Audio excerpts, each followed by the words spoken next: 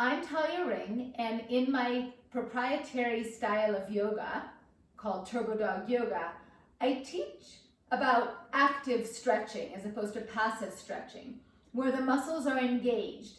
And that is crucial for splits, because so many people injure their hamstrings in poses like that. So how do you do that? So I like to use blocks, and what you do is you put one block on the floor in front of you, so not on your mat because it's going to stick to the mat, and then one block behind you.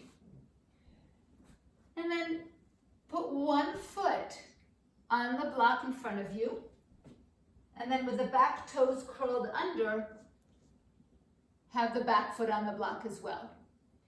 Now you push the front block as far forward as it goes, and then you stop there and you start to work on taking your hands off the floor, which helps engage your muscles, right? And as you do that, your hamstrings start to release, and then you can push it forward a little more. And you're just pushing until you feel like, that's it, I don't have more room, and then you stop.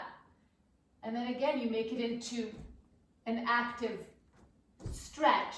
And the longer you are in your pose, the harder it'll be to take your hands off, because the muscles are weaker as they get stretched. But so, you might not be able to get your hands off at all, but after a few of those, you might be able to push your foot forward a little bit more. So that's the version with the blocks. Now you can also do this without blocks, and especially for those of you that your hamstrings are a little more tight. Right? So as you push the foot forward, and you're going to stop at that point. And then the same thing here, you're pressing, you keep your front knee slightly bent, you're pressing and you try to take your hands off. Working it the same way and working in those little increments of openings that come.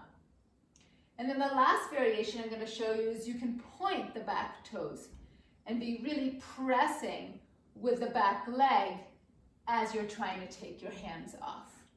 And maybe it's like one hand at a time, right? Lengthening and lengthening until your pose opens. So that's a really safe way to turn what is usually an injurious and passive stretch into a powerful active stretch that is a lot safer.